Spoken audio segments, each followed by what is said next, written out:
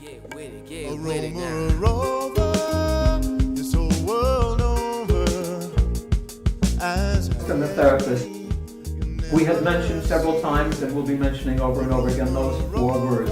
What upholds your existence? As happy as me, you'll never see. Represent for the peeps. Represent for the streets. This billionaire friend of mine called me in about 1991 while I was in Hollywood at the time. And he says to me, have you seen any Canadian papers or any Canadian TV this week? And I said, no. I said, why? He said, well, if you did, you'd see that I'm in big trouble. Scandal, front page news, involving his entire family, divorce proceedings he's going through, just a horror story. And it's bad enough when you're involved with that, but to have it on front page, you know, the eyes of the country watching you. And we talked for about an hour, and he was deeply, deeply depressed. Family breakup, 3 children involved. Father had a heart attack as a result of it. And I said, I don't want to mention his name, but I said, get on a plane, come out. I'm in LA, come get here. And he said, I can't. Lawyers won't let me, plus my father's in the hospital. He says, there's no way I can move. We talked a little longer, and I said, stay in touch, keep me informed about what's happening. Calls me back some weeks later, and as soon as I heard his voice, apropos what you were talking about, the ADD thing, and different voice, much lighter. How are you? Actually, I'm damn good. I'm feeling really good. And I wanted to call you and tell you before you got wind of it from some other source, I'm on Prozac. And it's really helped me get through this. And anyway, we talked, and he said, I know how you feel about this. I know well what you're thinking, but at least you got it from the horse's mouth. And don't stop loving me as a friend. And I said, no, I won't, don't worry. And don't hear from him for a period of months. But I did follow some of the things in the news about what was happening, and they got through the divorce, and his father was recovering. I get a call from him some months later. How are you? Not too bad. From great, wonderful to not too bad now.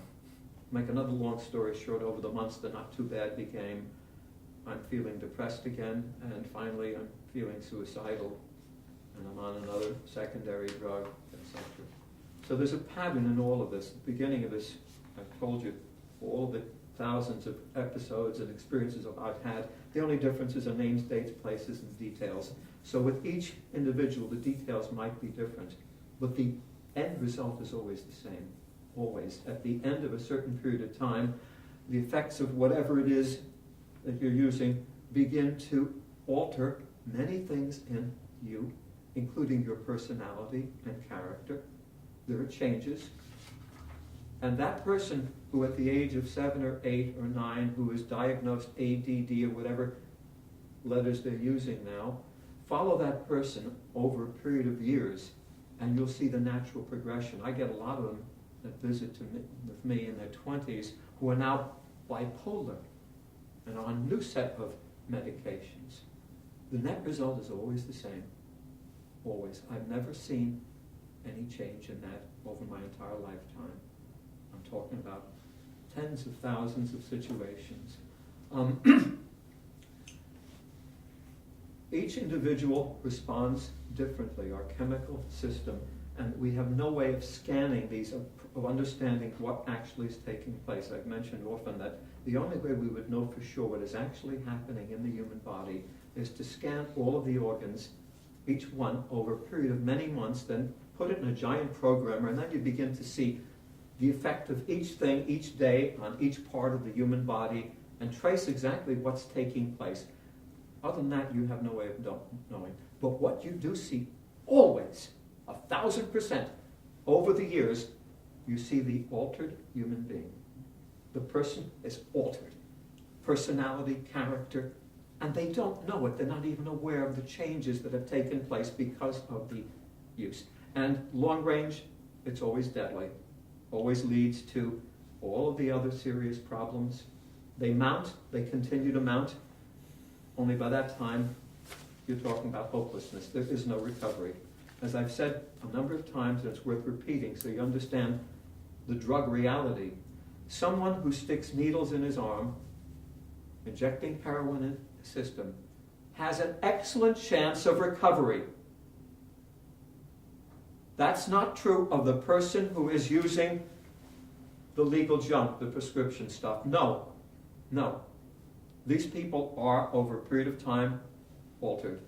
I have many, many, many ex-addict friends who I've known for 45, 50 years who are fully recovered, absolutely fully recovered. I mentioned my friend Charlie Devon, the first guy I met beside Jimmy Germano at Daytop Village back in '65. And I visited Charlie last year, and I visited him in his penthouse apartment in the east side of Manhattan, and had wonderful times with him and his wife, and looked at his photos on the wall with 2 different popes, 2 different presidents. If you met Charlie, you'd see no altered personality, nothing physically, emotionally, mentally. Heroin, you can recover from. The other junk, no. Why is that? Physiologically, the nature of the drug is what it is. I'm not a chemist, so I can't answer it on that level. All I know is what I've seen. You don't recover. You're if you don't get off the junk, and do all the things you need to do in terms of health, diet, exercise, dealing with your problems, your issues, learning to understand what's going on emotionally in your life, and working with that, then you're going to be in trouble. My neighbor is in the hospital, has terrible arthritis, just had a hip replacement. I was there when they were giving her meds that night. Oxycodone, methadone, morphine, all of that crap going into her, just because she's post-surgery. And she uses the methadone all the time. And she's not a drug addict. She is now. I was sick. I said, Tammy, you take all of that stuff? She said, yeah, my arthritis is getting it. Because it only works for a while, and then you need more, and you need more, and you need more. You're using a drug to treat a drug to treat a drug. I told you I work in nursing homes and other facilities like that. And every time I leave after a session there, I go to my car, step inside and cry for 10 minutes. I'm frightened for her. Yeah. They come in, they have the trays. Each of these people, they're not going to walk out of these places. They're dead, basically. This is a hard-working, functioning Yeah. person, and I'm scared to death for her. Yeah. I You have really- every reason to be, and I'm going to work with her with some hypnosis. Great. Get her off that crap. What causes depression? Emotional overload. There's this triangle that I've spoken of and keep repeating, and it's the human condition spelled out very clearly. Emotional overload is just what it means. If I pile dirty dishes in that sink, keep piling more and more dirty dishes in there, and I don't clean the dirty dishes, there are going to be some things happening as a result of that, right? You're going to begin to smell the stench. It's going to involve your entire environment. It's going to affect everything, permeate it. And at a certain point, if I take as much as one little added tablespoon and put it on top, the whole thing will come crashing down from the weight. Overload. Well, the same thing happens with emotions. When you don't deal with emotions, and they build up and they pile up, after a while, it's like weight. You're overwhelmed. Emotional overload. And because you don't know how to process the emotions, what to do with them, you go screaming for help. And the help is waiting in the doctor's office, the psychiatrist's office, with the prescription and the label, you are depressed. It's emotional overload.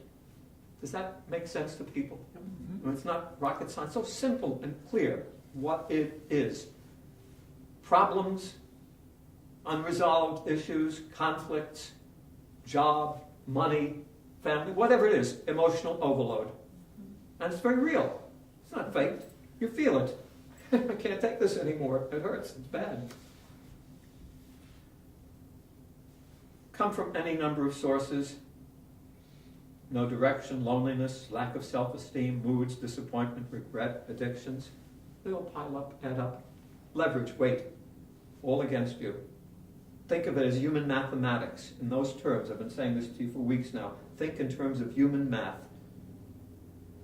Weight, balance against you. Heavy, you're carrying it around, don't know what to do with it. You need help. Mental debris. Because we're not dealing with emotional issues and conflicts and problems, we start working on the mind. Start building it up. Becomes larger and larger. The small little thing becomes bigger and bigger. We dramatize it. We make it into something it's not. And then we ruminate. We go over it in our mind over and over and over again, like a record that spins around, a never-ending record. And then we indulge in our drama and our ruminating with our, oh my gods, I can't take it anymore, I'm overwhelmed. Dark clouds hanging over me. Nothing I do seems to help. Great big drama. And the worst part of it is because we are creating drama, it becomes real. No different than the actor on a stage. When he does his rehearsing properly, he puts his effort and time into it and gets into character and then gets out there in front of an audience. It is real. But nonetheless created. Well, we do the same thing in real life. You keep churning this stuff up. It becomes real. I've had many people at speaking engagements get up and curse at me, hollering, what are you trying to tell me that what I'm feeling isn't real, that I'm making this up, I'm pretending? No, I didn't say that. All I'm saying is what you're doing, you've created. You can create pain and suffering and drama in your mind. You can make it so strong that it's believable, it's real. You're not faking it any more than the actor is faking it or pretending. Physical debilitation, no motive to do. When you have that human condition operating, the emotional overload and the mental debris, it's only natural. You're not going to feel like doing very much. You're going to stop functioning properly. You're not going to want to exercise. So that's the human condition that we're suffering from. It's not depression. It's emotional overload, drama, ruminating, indulgence, and physical disability. That's the actual condition. Practical factors play a part in it, of course. Work, school, money, relationships, future. The nitty-gritty of life. Things we go through every day. They affect us. They're real. External causes, global realities, national guilt, bleakness. All those things affect us. More people probably became depressed in the year 2009 than in the last 40 years. Why? Because of the economic downturn, the bank problems, the housing problems, investment problems, the collapses. And more people come to me, people in their 60s, who have been successful realtors, successful business people, successful doctors. They come to me, psychologists, who had invested and suddenly, bing, in their 60s, their nest egg is gone. Of course they're feeling depressed. Of course they're overwhelmed. They're suffering from the emotional overload, mental debris, and the physical disability. Classic cases of that. No different than the rest. It can come about for all sorts of reasons. Human realities. Treadmill to oblivion, the drug cycle, addiction, hopelessness, which is what so many people suffer from. They're on this treadmill and they won't get off it. It's hard to get off that treadmill. You're locked in depression. It becomes your identity, a comfort zone. I've told this story a number of times. I'll tell it again. A person calls me. They're near suicidal, and you could hear it in their voices. Absolute bleakness, hopelessness.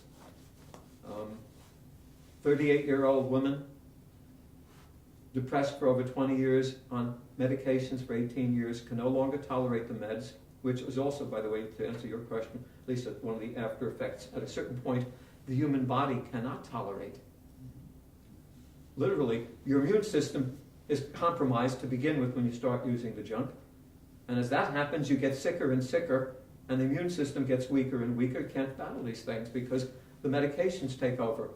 And the mind is basically instructed that to the immune system, you're now a second-rate backup plan to the medications.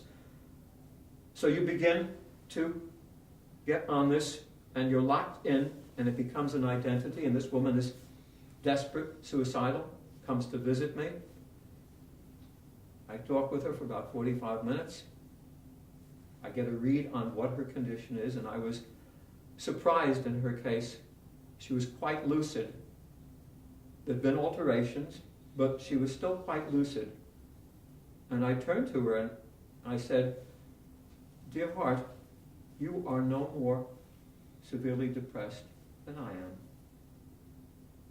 Now I said that as a way, a means of trying to give her an option, give her a different slant on what was going on.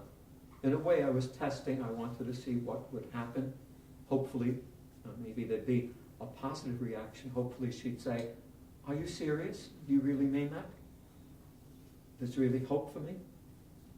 But what do you think happened? What do you think her reaction was? She didn't want to be healed. It was Yeah. immediate suspicion. Physically, it's pulling back. She started to look around my office. She looked at my license, my credentials, and then looked at me, and the look on her face was like, "How dare you take my depression away? How dare you tamper with my identity as a severely depressed person?" That may sound strange, but this is exactly what happens. You take that identity, it becomes you, and although you're suffering, even suicidal, you don't want to let go of it. That's all you know. That's who you are. That's what addictions are about, by the way. As bad as they are, as much as you're unhappy and suffering from it, you don't want to let go of it. You're afraid of what would happen if you changed. That's unknown to you. You wouldn't know what to do anymore. You're no longer someone else with hope and possibilities. And no, you're this thing, depressed. True of all the addictions. I told you the story many times of that guy who asked me to come over to his house and give him some tips about managing and dealing with the clutter. And I walk in and I couldn't believe, oh my God, how could an human being live this way? Filth, garbage everywhere. You know, I've never seen so much filth in one person's home in my life. And I looked at him and said, "How could you live this way?" And his answer was, "I'm used to it. It's the way I've been." Well, the thought, and this guy was rich, the thought he could have cleaned up and, I told him, I said, "Go on vacation for a week. I'll call the cleaning service. I'll call people to come in here, clean it, throw the garbage out, put in a new paint the place, fix it up." He said, I wouldn't know how to walk home. I wouldn't know what that is. So if you think that out of common sense and discernment an individual will recognize, you want to give this up, it's not working, it's a horror story. No, we hold on to our addictions for dear life. What also helps us stay in that position is the language that's used, and very cleverly. You are severely depressed. You are clinically. The minute you attach that word clinic to anything, that gives it a power, a truth that is a stamp now. There's no question. The doctor says, "I'm clinically depressed." That means we don't know what it means, but we think it's big, huge. We can't get away from being clinically anything, can we? The law. Almost as if God came out of the sky and said, "You are clinically this, that, or the other thing." Oh, great sales routine. I've been asked many times if I dealt with anyone who is clinically depressed. In all 48 years of dealing with depression, I've come across 3 individuals who I would say were clinically depressed. All 3 of those people were clinically depressed because they had been put on such heavy doses of medication over a long period of time, and they became what you might describe as clinical cases at that point, yeah. In other words, totally hopeless, basket cases. So you could say, if you want to go along with the scheme, clinically, but otherwise there's no such thing. It's an invention, a very clever term used by the doctors and psychiatrists to make that label even stronger, to convince you beyond a doubt that you cannot recover, you've got to use your meds. The depression language goes on and on and on, just as language in any area goes on that way. And there are many faces of depression: stress, alcohol depression, drug depression, weight depression, PMS, postpartum, menopause, cancer, AIDS, dementia, suicide, death, all different faces of depression. In reality, as you go through any of these things, and certainly I've known hundreds and thousands of people who fit into these categories at one point or another in life, and there's a form of human reality attached to each one. For instance, women who go through menopause, of course, are going to experience all sorts of new problems they've never experienced before. Is it depression? No, they're human problems, they're realities. It includes pain, it includes physical problems, it includes, all sorts of things.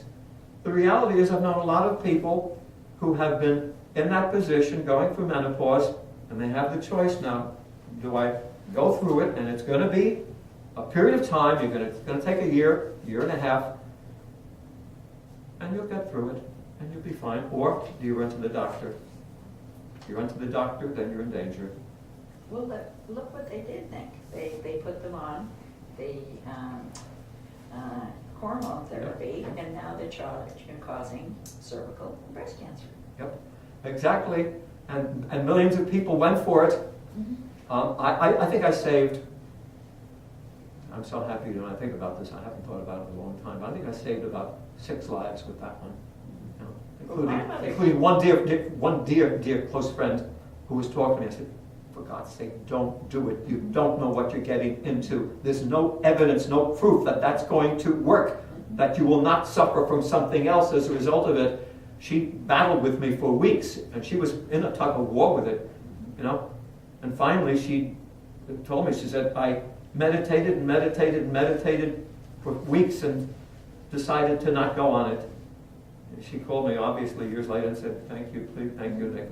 Thank you, please. You're alive and well. You're okay now, but God knows what might have happened. Yeah.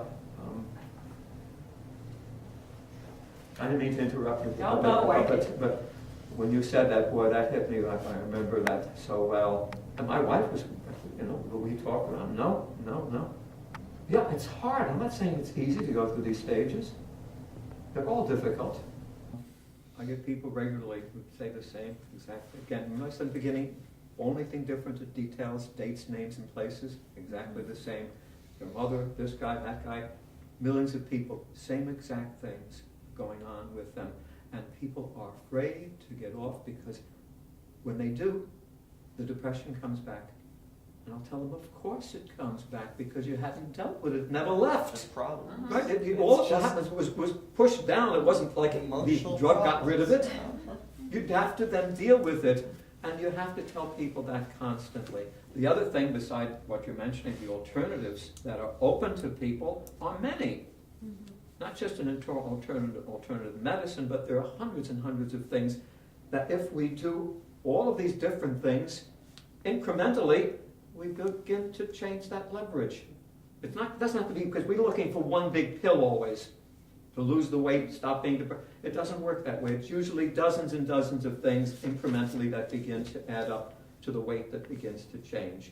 And next week, by the way, breathing and stretching, there is nothing better for depression symptoms than proper breathing and stretching. It is perhaps the strongest element that's out there that can really affect the human beings because of that human condition, the emotional overload, mental debris, and physical disability.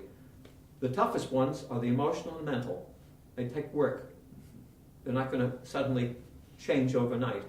The physical, bingo can start overnight, the changes.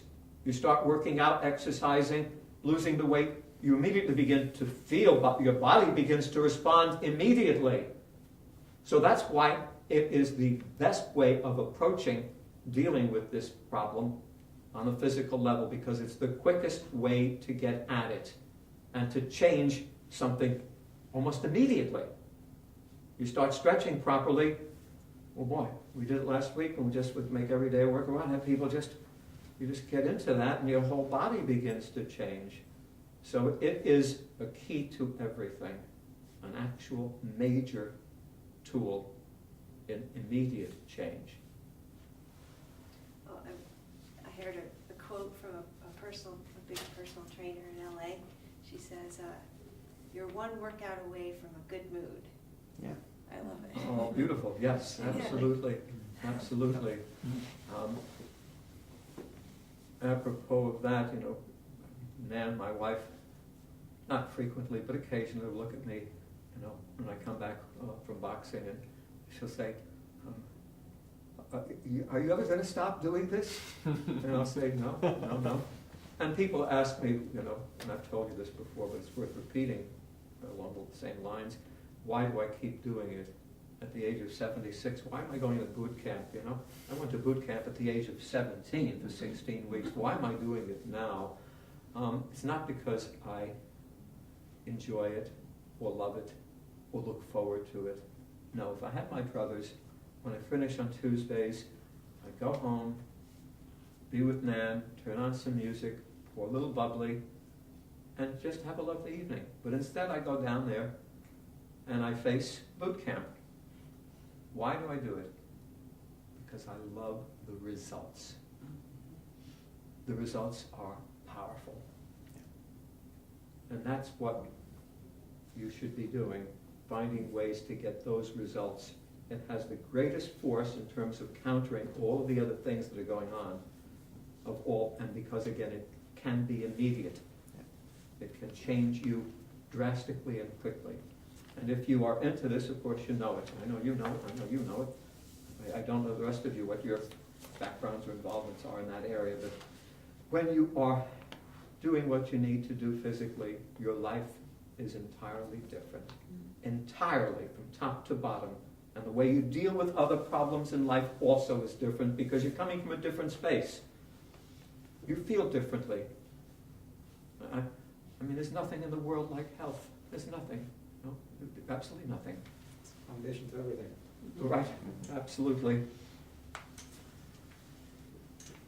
Preventing and curing depression. Understanding and dealing with emotions. They're friends. That's where your starting point has to be. Nobody again ever has come to me and said, I think depressed. They say, I feel depressed. It's emotionally based. It's rooted in feelings.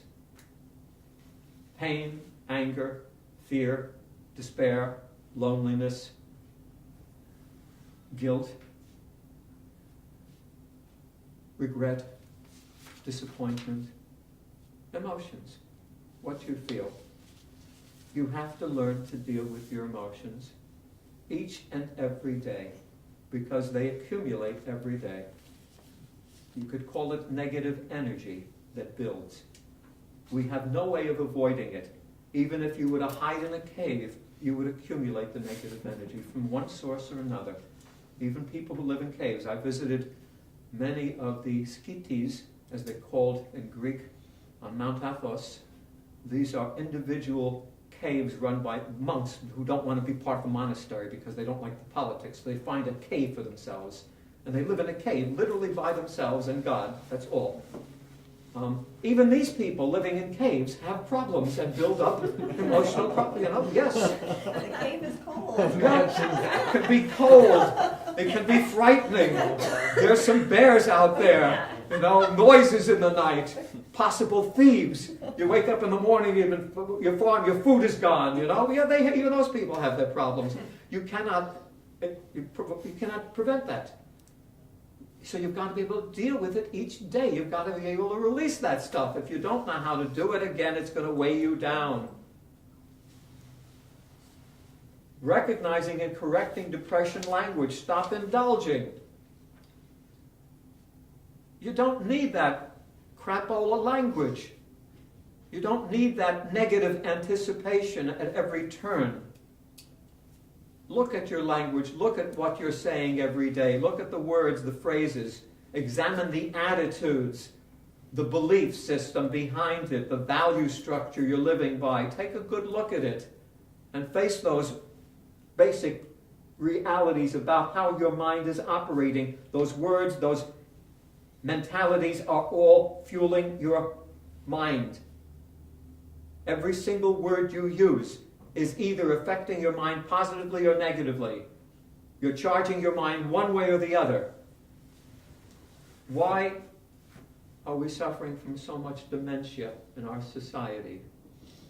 A lot of it is self-induced by language, accompanied by emotional weakness and the physical disability.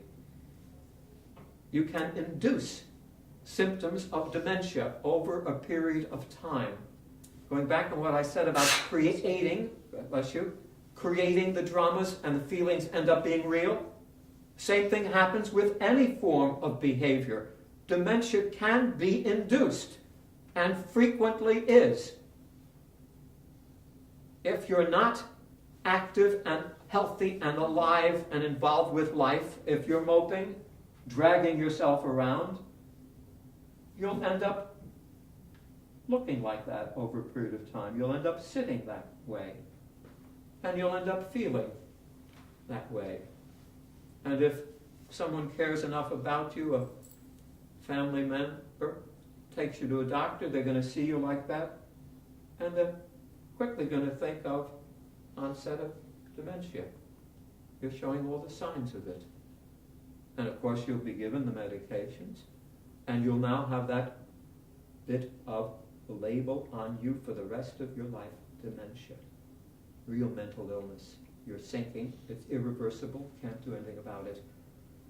And if you're told also that the brain cells are dying and you cannot replace them, then you have no reason to be hopeful, no reason to believe in anything. And you've been feeding this language to yourself, and you'll keep feeding it to yourself, and you'll forget about the brain cells that are still alive, instead of recharging them, which we can do. Synergy has a huge part to play in this. We talk about leverage and weight. Synergy works in a particular way. You take, and I'm not going to explain it scientifically, but in simple practical terms, you take a quantity, a quality of 2, and another quality of quantity of 2, and 2, and 2. Individually it's 2, right? Mathematically, power-wise, energy-wise, this is 2, this is 2.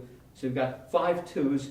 You bring those 2s together, and you get a chain reaction. It's no longer 10, but begins to grow.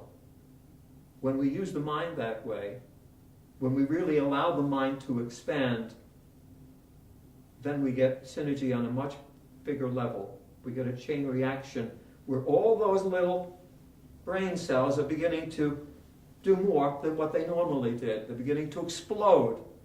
The great people, the great minds, the people who have done miraculous things are people who have used their minds that way. Tucker definitely. Again, I don't think Tucker came from Mars or was brought here from some other, planetary system. But yet he was the most brilliant mind of the 20th century. Every time I analyze what's going on, I'm seeing his brain going, every time the synergy is just exploding constantly. And that's the way it can work. I've had many people ask me recently, are you feeling any sense of loss mentally as you age? Absolutely not. My mind is going more and more and more. I'm discovering more and more every day. I've got more and more ideas every day, more and more creativity every day. My memory is better than ever, much better than ever. No, you don't have to see yourself weakening mentally, but you will if you're not using the words that will charge the mind properly. If you're negatively anticipating life and dealing with lousy language day in and day out, it's going to close everything and limit you so totally. It's a little like a salmon, going against the waves, unfortunately, because that's what society does. Yeah, absolutely. We are our own worst enemies. Yeah. That's the key. We are our own worst enemies, and that's why we suffer so much ill health. Well, both of us just came back to this big conference, which is on hypnobirthing, which gives women a positive belief, constant believe in yourself, believe in your baby, trust your body. It's just all positive, and you just come out of there. I know I'm doing the right thing. It is so right. And conversely, connected to what you're saying and what you're working with, going back on what I said about psychiatry, that woman who is not properly prepared, who is not using the right language, who does not have the support of her partner or mate or soulmate, who is not ready for what this job of raising a human life is about, goes to the doctor and says, postpartum. Now you have the label, now you have the antidote, and yes, you're going to be relieved. You're going to, but again, follow that personality over a period of years and see what happens down the line, and follow what happens to the child, and you see the net results. All of it can be avoided if we use our intelligence and common sense and don't buy into the system, which is so insane. Problem solving 101, the formula that works but not easy. We did that several weeks back. You problem solve. We're always going to have problems. You know, we live in a world, we live in a society that has a way of operating. That way it operates leads to problems. Every day you can be faced with another problem. You cannot escape them. You have to know how to solve problems. If you don't, then the problems will mount on an emotional level, on a practical level, and you will be suffering from the emotional overload and the mental debris and the physical disability as well. So you cannot avoid that. You must problem solve. It seems that people, when you're talking about addictions,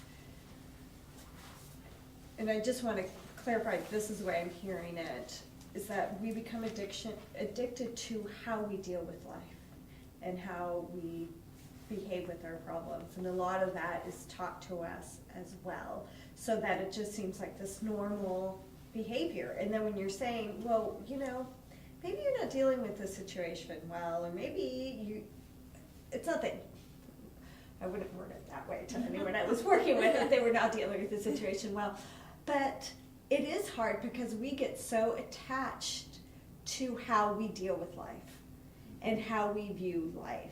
And when we're faced with really having to question that, it's almost like our whole identity starts to fall away. Sometimes And we those don't know thoughts are how to comfortable. replace it. And And what we do you don't. replace it with? You don't. Because there's nothing that ever really mirrored that. So then you either reach out or you decide, forget it. In other words, you have no options but to follow the misery love company legions, the people who all do it the same way, or to go to the doctor who's going to give you a quick fix for it, because there is no other option presented. I had no other option. I would have been dead 40 years ago. I wouldn't be sitting here now had I not found another option. I found it in Daytop Village. I suddenly looked and I said, I couldn't believe that such a place existed. It was actually a place where you could go, where human beings who had the worst problems imaginable, criminals, felons, killers, rapists, kidnappers, dope fiends, 105 of them, functioning, changing, growing, learning every day, coming to life. Just every community needs 10 of these places, but they don't exist. The option isn't there. There, but for the grace of God, go I. Without an option, you are left with only what you're seeing out there, which is abysmal, of course. So we're not going to change that. As I've said many times, I'm not going to win any wars against any of those people any more than we'll win a war against the psychiatric people or the pharmaceutical people or the insurance people. But I'll keep fighting them individually and help individuals, and that's what you can do. You help yourself, and then hopefully do it with your family and even stretch it out to the community wherever you can and carry it with you. It's a concept. The Daytop concept, the Daytop Synanon Journey Encounter concept, though most people have not heard of it, has affected millions of lives. It's spawned maybe 500 or 600 programs throughout this country that have reached out and touched many, many, many lives. So it does operate and function, but there are too few of them, and they're not funded properly, so they're not popular, they're not well known, and so people don't go there. People are also afraid to go. Only in the 1960s did we have that huge swelling of interest in change and growth. It was part of what was going on in America, that revolution in thinking, the revolution in everything going on. And there was a revolution in therapy, and everyone was involved in groups. I had a waiting list all those years. It was huge. I couldn't fit into people. Today, nothing, because people are not going. They're not gravitating toward change or anything like that, unfortunately. Well, why do that? Because they just get a pill from the Yeah. doctor? Yeah. So much And as you easier. said, there's no other model out there. There's nothing directing you in any place else but where everyone else is sunk. Embracing the art and science of change, looking forward to it. Of course, without change, we're not going to go anywhere. And as I said several weeks ago, when we talked about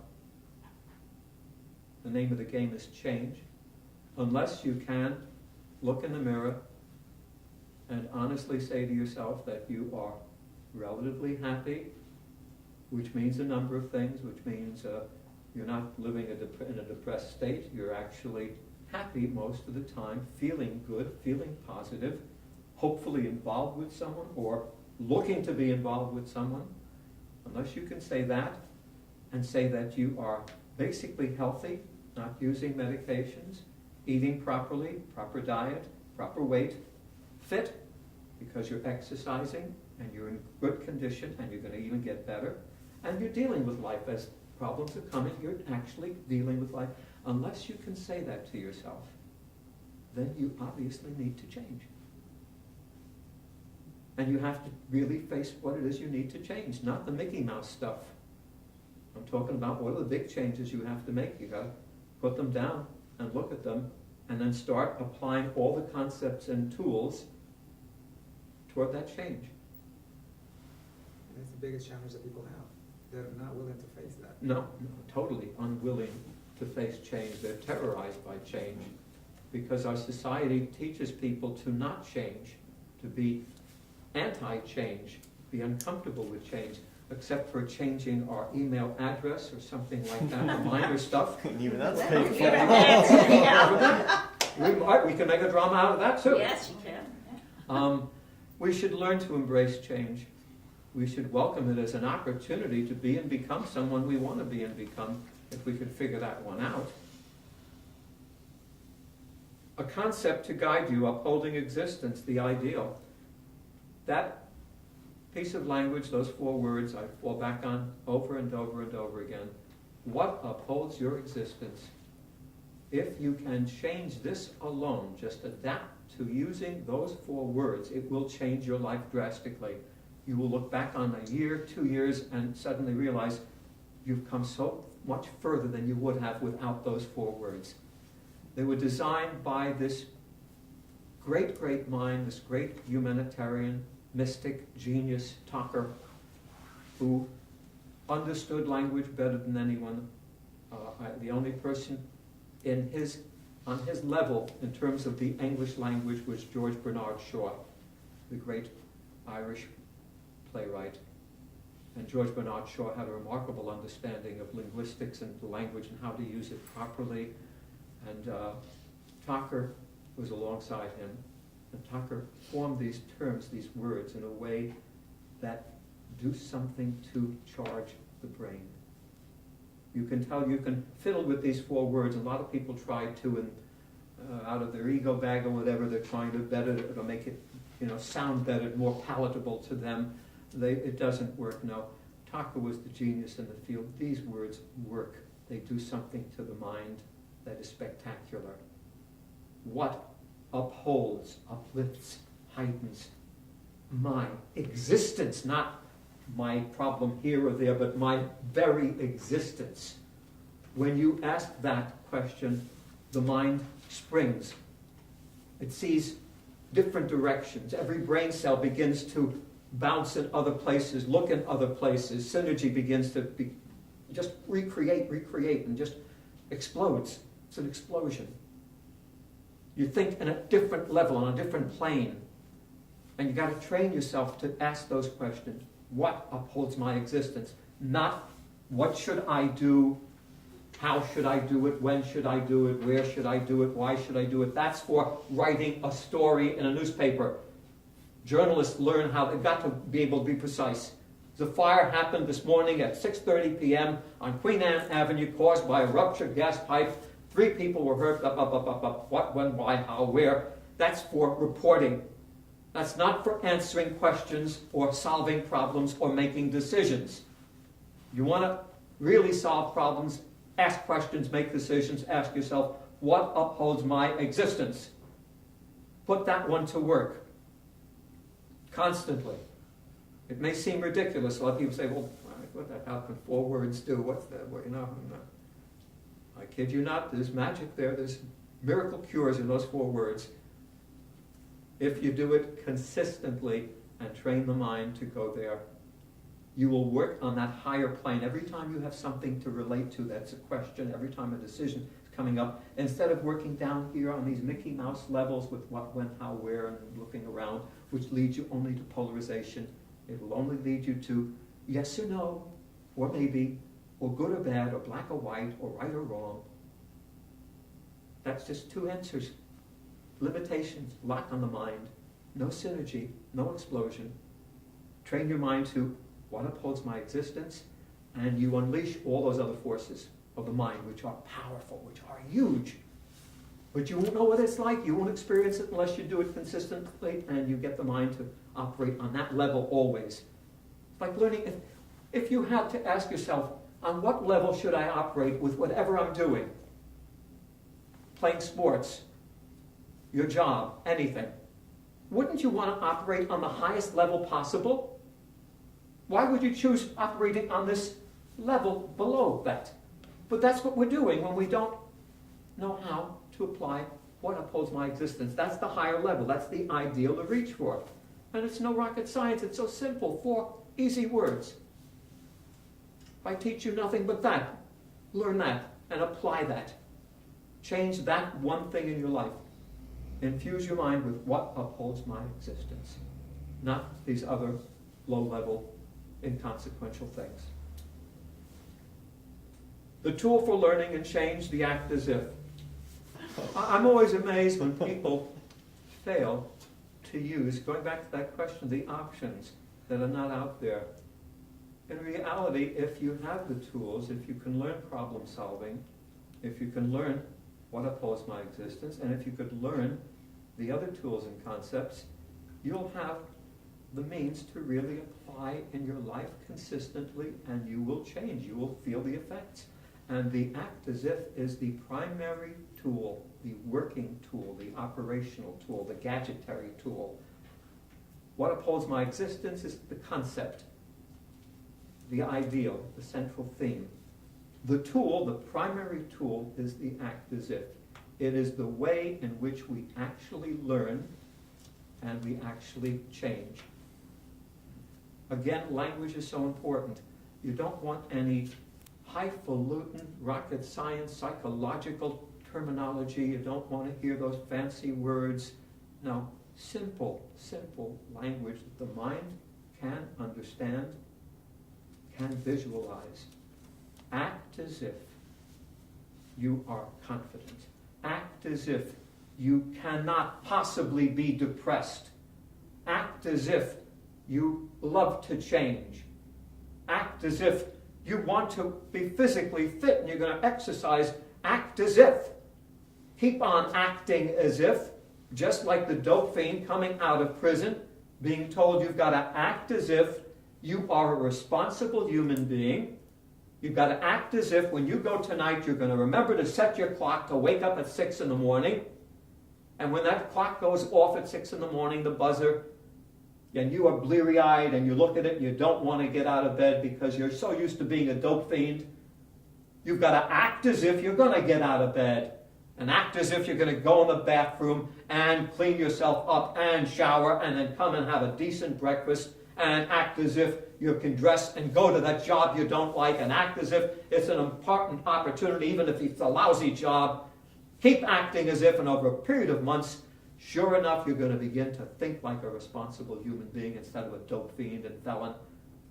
And you keep doing it over a longer period of time, and you're going to begin to feel as if, and you're going to be on the road, and you may end up being another Charlie Devlin. And Charlie, if you watch this on the video, bless you, I love you, dear heart. And you did it, and you're a great example for me to use. But yeah, that's the whole idea. Act as if, think as if, feel as if, become. Do, action-oriented. Use the tool every single day. And don't test it. Another warning I give to people, don't test these things. Like people test hypnosis constantly. They'll have that idea of this thing called hypnosis out here. I'll see if it works. I'll test it. You know? I'll tell people, it's you. Yeah, it's not going to. Don't test things. You know, people always trying to prove that something doesn't work for them. They're somehow unique. You know, they are constantly hearing this. Well, the person comes to me lose weight. First thing they'll say is, I have tried everything. There isn't anything you can name that I haven't tried. And I'll say, you tried? That's interesting. Number one, I'll bet there are dozens of things you haven't tried even though that's mediocre, that effort. You know? And I'll bet you haven't been consistent in your effort.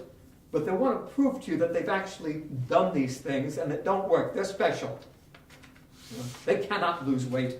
They cannot stop smoking. They cannot stop being depressed. They're unique and special. And they've tested all the theories.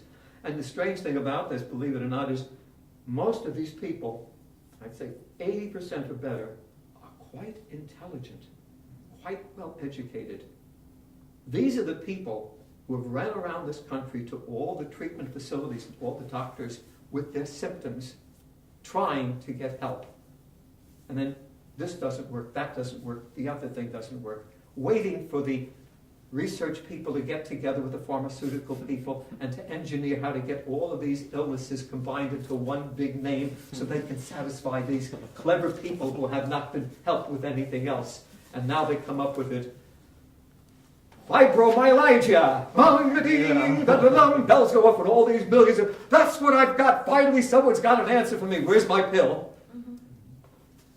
It's so dumb, it's ridiculous. We're not going to get the answers there. The answers are right where they are. If you look for them and work on them consistently, they're not out there. Make every day a work of art. Start your day right. We talked about that last week. Make every day a work of art. Make every moment a work of art. No matter what your problems are, even if they are genuinely, sincerely severe problems. And there are problems that are real and severe. Nonetheless, we can make every day a work of art. To go back on Bob Embry, bless your soul, dear Bob. Yeah, even with that severe injury, and it was severe, he made every day a work of art for himself and for his family and for other people as well. You never saw Bob Embry feeding you negativity, negative language, depression, pain.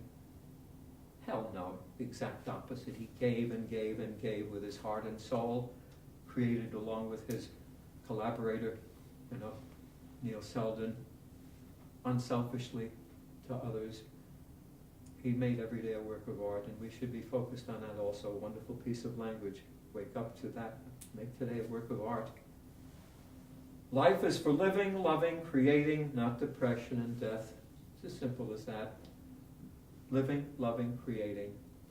That's what we should be devoting our energy toward. Not these false ideals of depression. They become ideals to people. Depression, I'm depressed. Forget it. Way in which you can pass it along as an individual, beside not allowing yourself to fall into those traps. When you know someone needs someone who is in that bag, do everything in your power to help them, because the energy is all going in the wrong direction. The leverage is always against those people. Everything that they read is against, what they need. They're not going to have a support system. In fact, I'll go so far as to say that even the support systems for depression are not something that I can really support. I can support AA and other things like that, Gamblers Anonymous, things like that. They're effective in a lot of ways. But I find the depression support system are nothing more than more misery loves company in another form, because you'll never see these people in here. You see the empty chairs here? At least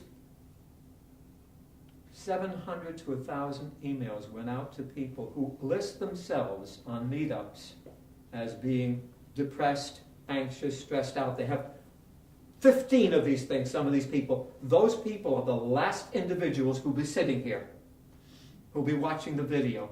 They, as I said earlier, do not want to lose the depression. They want to hold on to it. So they go to the depression support groups to hear people talk about their depression, to feed into it, almost to congratulate themselves, surround themselves with more depression. And what pill are you using? What works for you?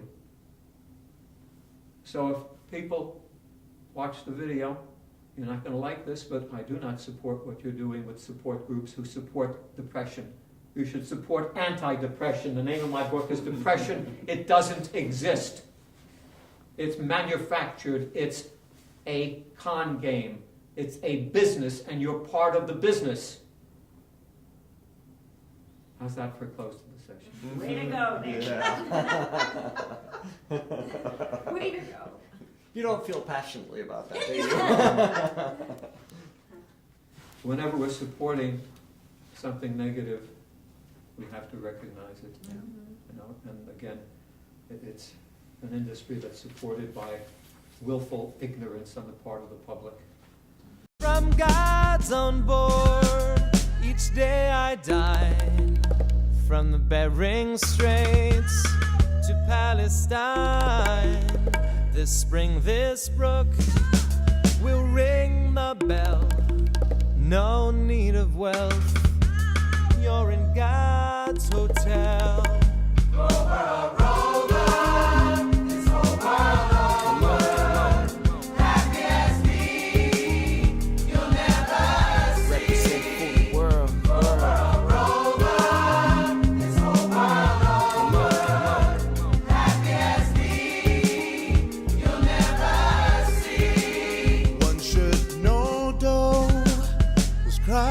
Motto, so do the same. Let heaven flow. No pills, no